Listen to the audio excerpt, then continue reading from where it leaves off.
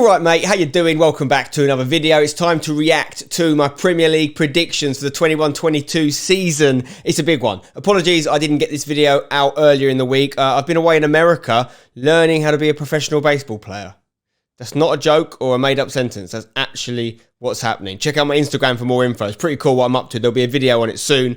But today's about Premier League prediction reaction. Okay. Now, on the screen right now, you can see the stats. I keep the stats every year for how I perform. I have a point-based system for how I score my Premier League predictions. Essentially, you want to get as little points as possible, and for every place you're wrong, you get a point. If you had one team finishing 10 places higher than they actually finished, you get 10 points. If they were 5 places lower than they actually finished, you get 5 points. You want as little points as possible. So over the last 6 seasons, we've been collecting data, 7 now. You can see a good score is under 60 points. A bad score can be a lot higher. Could we get a new record score this season? We're going to find out. But before we get into reviewing my predictions, I've got a little message for you from the people at Football Manager. You may have seen in a recent video of mine, my brother Seb and I taking each other on a FM versus mode. A really, really cool mode, a new mode. You got to check it out. Here's a rematch between me and Seb and what happened the second time we played versus mode with different teams. We're back for another versus mode battle. Seb, we're going to do Bundesliga today. I won the first one, so I'll let you choose first who you want to be. I'm going to go Bayern Munich, mate. I thought you might say that. I'm going to go Haaland and Dortmund. So to play versus mode, all you need to do is sign up for FMFC. It's totally free. Get loads of other unique rewards, early access to stuff. And I've even got this FMFC shirt. Come on, boys. I want to dominate this game. Guerrero. Oh, what is that? Is that in the woodwork? The pie at the bar. Don't let him run it. Oh, it's just absolute freedom. Julian Brandt, I'm having words with you. Come on, son. Whip it. Whip it to the big dog. Whip it to the big dog. Lewandowski. Offside. Got to be offside. Flags down, mate. Wow. Yes. How has he been unmarked in there? Putting Brandt straight off. Straight off. Getting dragged on 20 minutes. Oh, you've been raging with that. Get it to Robert. Where's Robert? Robert! Oh my God, what happened there? Snubbery should have scored again. He's everywhere, that lad. Black and yellow, black and yellow. Come on, boys. Schwarz and gelb, Schwarz and gelb. Let's get one early. Let's put this to bed. Don't want anything tight. Good delivery. Awful delivery. What did I just say? He's gone down for a penalty. He's giving it. No! Give it. Oh, get out! It's right 2 VAR decisions. Man. We love it. Robert, put it away. Bottom right. Robert! Right, just see this out now, boys. Just chill. Cool, I made that work. I think you're going to score him. Rayner. Haaland, is he onside? I knew he'd score, but I think he might be offside. Damn it. Allowed. Kimmich again. Oh, Kimmy, a man after midnight. I'm either going to score a couple goals or I'm going to concede about 3. And my gloves up. I've brought Chupo on. Oh, he has! No, Kingsley the sub. Yeah, I mean, I went all out. It's going to happen. I had no one at the back. Good luck for the rest of the season, mate. Good luck for the rest of the season, yeah. Enjoy it, lads. Well done. So we're obviously doing just a quick 1v1, but you can set it up to be really in-depth. Big cups, big leagues. There's lots and lots of options, all geared around just being super, super fast to get in there, get a game in and see who wins. So if you want to get involved in FM versus mode, check out the link in the description. Get into FMFC. Right. Let's get on with reacting to my predictions. Starting off, as usual, with the relegation zone. Now, just like last year, I got 2 of these right. Not in the exact right position, they were both one off, but I got 2 of the teams to go down. It wasn't rocket science. I had Watford to go down. I had Norwich to go down. I thought it was going to be the other way around with Watford at the bottom and Norwich one above. But either way, I'm happy with these predictions. Just 2 points collected here because we were only 1 out for each team. However, I did have Southampton to go down. It was a bit of a rogue maverick shout from me, and it obviously hasn't come through. Burnley have gone down. Now, I did do a whole thing about Burnley in the video. I think I've done it in the last few videos when it comes to my Premier League predictions, basically saying that they're going to go down eventually. I've said this multiple times. And I also said that Sean Dyche should have left Burnley because he had high stock at a certain time, and eventually Burnley were going to go down. And look what's happened. He hasn't taken him down, but they did sack him. He's got that sacking on his record now. And he was good to Burnley, and I think a lot of the football world were upset to see him get sacked. And I kind of feel like this is probably going to annoy some Burnley fans, but they got what they deserve. You get rid of Sean Dyche, who's done so much for you. It was always going to be a big ask to stay in the league. Now, as someone who runs a football club myself, I do know there's a lot that we don't know that goes on behind the scenes, right, at these clubs. So I'm not going to say that Burnley were wrong to do it. It just felt like, from a neutral perspective, Sean Dyche deserved better, and maybe, as I said before, he should have moved on earlier. Anyway, I had Burnley finishing 15th. They finished 18th, so 3 points collected on that one. Now, the next 2 teams I'll talk about together, the 2 teams that actually finished in 17th and 16th, were my 2 highest point scorers. Remember, lots of points is a bad thing in this game.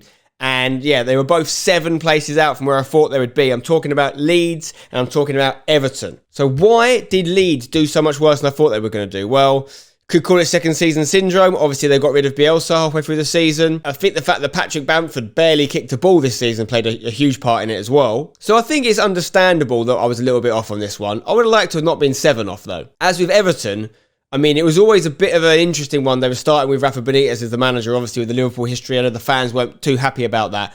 But I don't think anyone really foresaw how much they were going to struggle this year. Again, though, a little bit like Leeds with Patrick Bamford missing for so much of the season. They did miss Calvert-Lewin for an awful lot of the season as well. Not only that, they've had to contend with the whole Sigurdsson situation, but they do have to take some responsibility. They've spent money pretty badly over the last few years. I was happy to see Everton stay up though, as a kind of stalwart of the Premier League era, and I'm a big Frank Lampard fan as well, so I do hope it goes well for him there, and I'm glad he didn't get a relegation on his record. In 15th place was Southampton. Now, as you can see, I actually had them to go down this year. I felt like maybe it wasn't going to work out. I felt like the loss of Danny Ings was going to hurt them more than it actually did. I didn't allow for the sheer genius of James Ward-Prowse's free kicks. Not only that, I think Broja on loan from Chelsea has been a bit of a revelation, along with a couple of other players as well. So Hasenhüttl is still going strong, to be fair. It's not like 15th is unbelievable, but I obviously had them doing a bit worse than that. Now, for my next worst prediction, Aston Villa. I had them finishing top half. I had them finishing 8th. And that was obviously before Steven Gerrard came in, because he wasn't there at the start of the season. But I felt like they'd strengthened so well. Okay, obviously lost Jack Grealish. Huge exit. Maybe we didn't allow for that enough. But I still actually feel they spent that money quite well. Don't think we saw enough of Leon Bailey throughout the season. The Danny Ings addition, I think,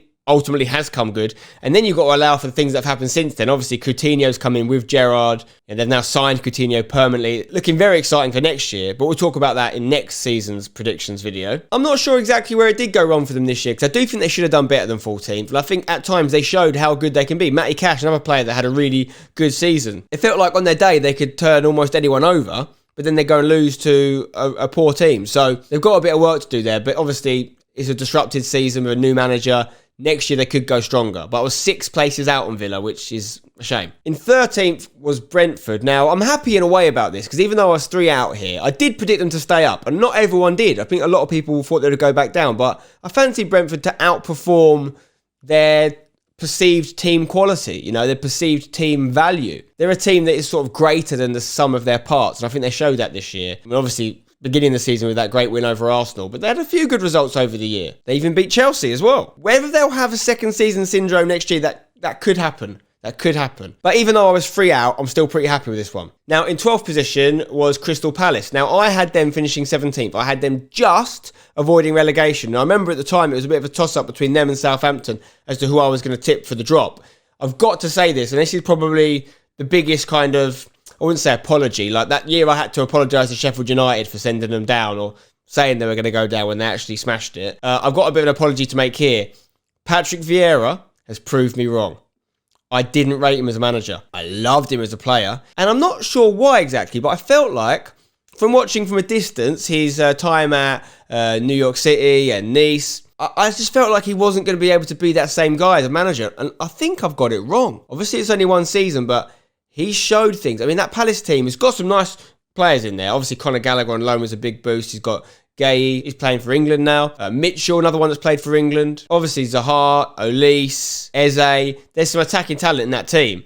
But I don't think it's like an exceptional team. I think he's got it playing better than it should be. And I've got to give him credit for that. And I'm going to have to wear that one. And I'll take 5 points for that one because I was a little bit off. Now, in 11th place was Newcastle. I had them finishing 14th. They finished 11th. Let's remember, though, this was pre-takeover, I believe. I made these predictions with Steve Bruce at the helm and no money to spend. So, of course, they're going to end up finishing a little bit better than 14th. Although I've got to give credit to Eddie Howe because when he came in, they were in dire straits. They were looking way worse than 14th. They looked like they'd probably go down. He's turned it around. I'm very excited, as I'm sure most neutral and Newcastle fans are, to see what they do next year, to see who they buy, how they strengthen, and how they perform, because they'll be looking to kick on. I would expect, with a full season under their belt and a transfer window, the ownership will want them pushing on the European places minimum. Now into the top half, Wolves finished 10th. I had them finishing 12th. 2 points. There's not a lot to say about this one. Wolves actually could have gone a lot better than 10th. They really dropped off at the end of the year. They were really pushing West Ham for that 7th spot and even 6th spot for a while, but they dropped off big time. But it's still another solid season. Let's remember, Wolves haven't been back in the Premier League that long, and we're never even talking about them going down these days, really. They look solid. New managers come in and done well as well, so that was something that had to be proved this year. If I was a Wolves fan, I'd be disappointed with the finish of the season, but I'd be all right about how it's been going in general. Now, in 9th position was Brighton. Now, I did a little talk about Brighton in the predictions video because I said I've always had them to go down or there or thereabouts, and I was going to give them a bit of a boost this year because I've been getting them wrong, and I felt the XG would come good maybe, and Graham Potter, etc., etc. So I had them finishing 13th. And they did even better than that. I remember people in the comments were even like thanking me for predicting them 13th because they did feel that I'd predicted them too low in the past. And they've gone even better. 9th. Got to just raise a glass to Graham Potter. You have to wonder how long he's going to be there. Obviously, they've got some good players. It's not all down to Graham Potter. But I do think another manager of that same group wouldn't be getting the same performances out of them. And I feel like he's been overlooked for a few jobs now, Graham Potter. I think there's Spurs who had a couple of opportunities to hire him, among other teams. Surely he's the next in line for a big job. But well done, Brighton. Continuing to impress and solidify your position in the Premier League. And you're also a bogey team of West Ham. I'm annoyed about this because you basically stopped us qualifying for the Europa League on the final day. But before we talk about West Ham, we've got to talk about Leicester, who finished 8th. Now, I believed, along with other teams such as West Ham, that Leicester were going to struggle with the European competition this year. It was going to hold them back. And I think that became a little bit apparent with Leicester. I had them finishing 6th. They actually finished 8th. Again, not miles out. And that's kind of the story of not all, but most of my predictions for this season. I think the fact that they did get fairly far into the Europa League and then the Conference League after dropping down, it did take a toll. Plus, they had some pretty long-term injuries, quite a few actually, but Fofana for me was the big one. He missed a lot of football, only really coming back towards the end of the season. I think we might have seen the transition away from Jamie Vardy now, though. I know he was getting game time again at the end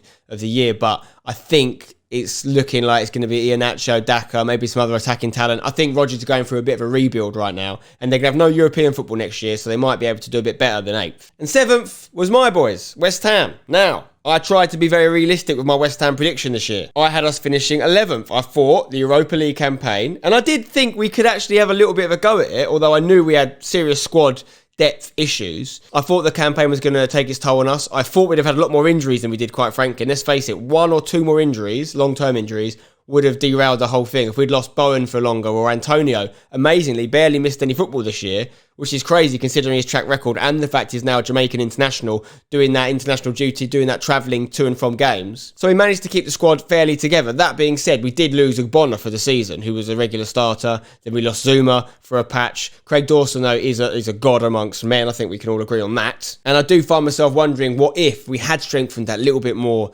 in January? Could we have won the Europa League? I mean, at the end of the day, if we just got past Frankfurt, which, you know, we didn't do ourselves justice in either game, and those red cards from Cresswell in 2 consecutive rounds really hurt us. But if we had got past Frankfurt, we'd have had a game against Rangers, and all we'd have had to do was win it, and we'd have been in the Champions League.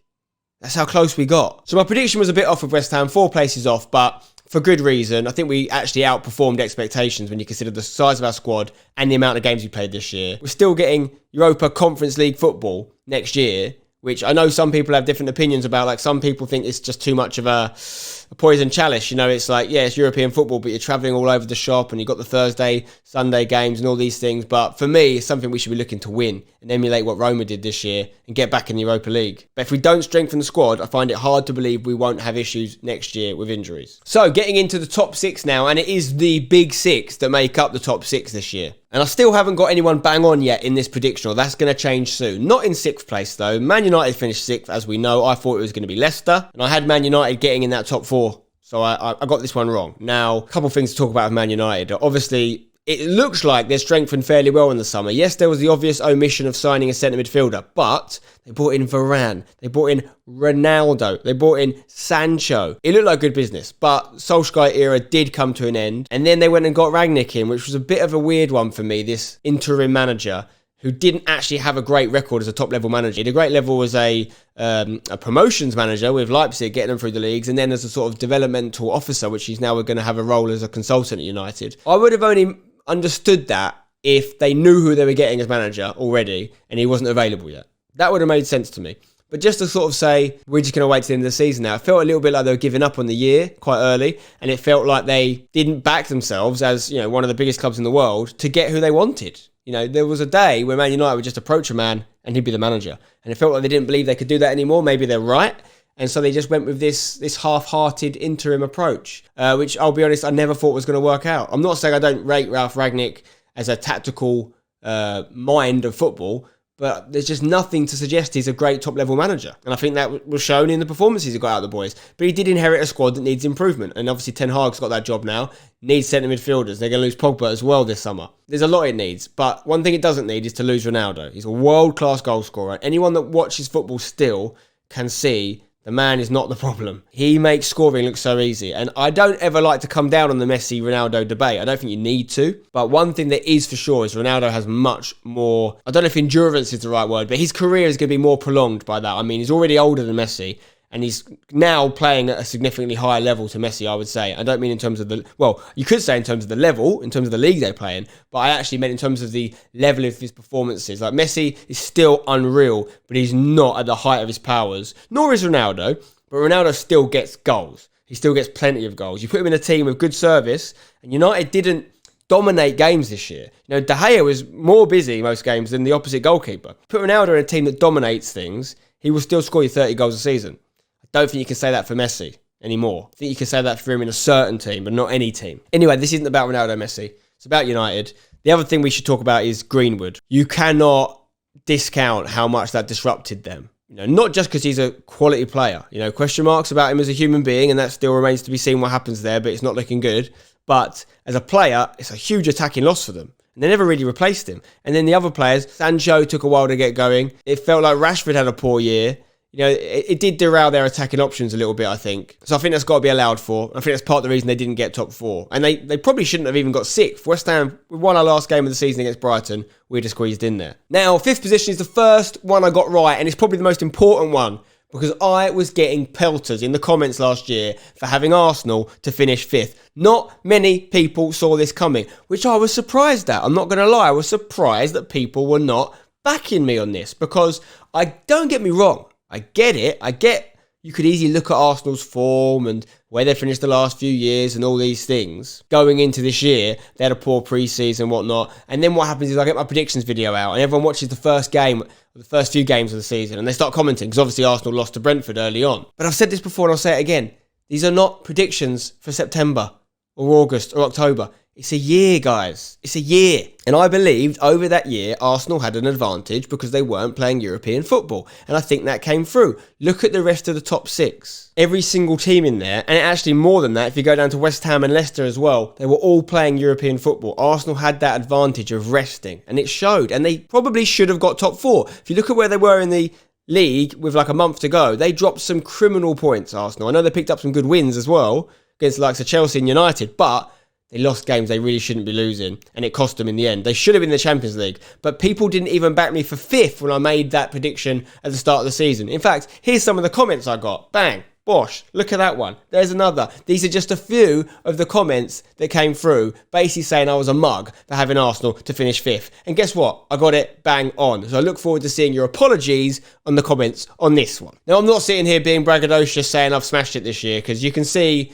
it's been an okay year. It's not been an exceptional year. I've had better years. I've had worse years. Last year I got the whole top four right, which I was very proud of. But it's not quite at that level this year, I wouldn't say. And in fourth, obviously Tottenham got fourth. I didn't think they were going to get top four. Obviously they didn't start the league season with Conte as their manager. That would have changed everything if I'd known that. It was Nuno Espirito Santo, and I thought that was a fairly uninspired appointment, and I didn't think he was going to get them top four. And let's face it, if he'd stayed there, he wouldn't. So I can sleep with this prediction being 3 off, because it's a different team to what it was when the prediction was made. And when you've got Son and Kane, and then you had someone like Kulusevski who hit the ground running, you've always got a chance. I think Conte just made them, eventually, it didn't happen overnight, but eventually a bit more defensively solid, really good counter-attacking side. Son getting the joint top goal scorer with Salah. I mean, what a player. What a partnership they have, him and Kane. So I was 3 off on that one. And in third place, that's where Chelsea finished, obviously. I had Chelsea to finish 4th, so I was 1 off that. A lot of comments in my predictions video about some comments I made about Chelsea's defence and me saying it wasn't a league-winning defence. Did they win the league? Just checking. I was never saying it's a bad defence, by the way. I was saying that because of the individual abilities of particular centre-halves, Tuchel tends to prefer the back five because he doesn't feel safe with them as an individual centre-half pairing. That was my point I made. I think that's proven in the fairly consistent choice of him to play three centre-backs. And as a result of that, I felt it was going to limit them in other ways. So I wasn't saying they were going to leak loads of goals. And I know you can win Premier League with a back five. I mean, Chelsea have done it, or back three, whatever you want to call it. Chelsea have done it before in the Conte era. I just felt it wasn't going to win the Premier League. And I maybe got them a little bit wrong because I put them in fourth. But they were really close to finishing fourth if you look at the points in the end. So it's only one place out. But the top two, I did get bang on. Okay, I had Liverpool finishing second, and I had Man City winning the league. Again, this went to the wire. This could have easily been the other way around, as we saw. And Liverpool were not far off getting this potential quadruple. Obviously, they've already got the League Cup and FA Cup. They could get the Champions League. As I record this, it hasn't happened yet, the final against Real Madrid. But they missed out on the Premier League. And I do feel sorry for Liverpool because they've got I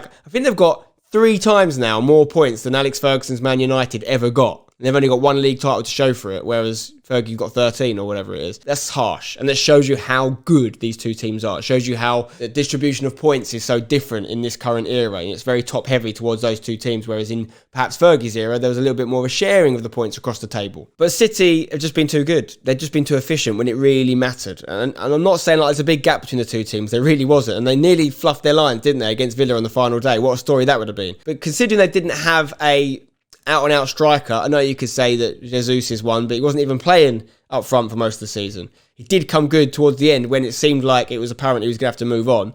Obviously, with Haaland coming in, they could be a very different threat next year. They could be even better. But I did feel like going with City to win the title was the right shout. I thought they were going to do it, and they did. So don't collect any points for those last 2 predictions. But well done to both teams. They're both 2 of the best teams, if not the best teams, of the Premier League era, because the points kind of show that. So what does that mean in total? It means I collected a total of 58 points this season, meaning it's my 3rd best ever season. Only 2 points worse than last year, so we're seeing some sort of consistency now, but still nowhere near my best ever season of just 44 points, which was incredible. We might never see anything like that again. But overall, a decent season. I think that's the right word for it. Not exceptional, but definitely not poor. Definitely not an 82 pointer as we've seen in the old asterisk season. So what do you think, guys? How do you think I did? Let me know in the comments below. I think the Arsenal 5th shout is my one I'm most happy with because I got it bang on, but also because of the comments. I do like it when people speak too soon. I do enjoy it. And of course, don't forget to get involved in Football Manager Versus Mode. Big thanks to them for sponsoring this video. Check out the links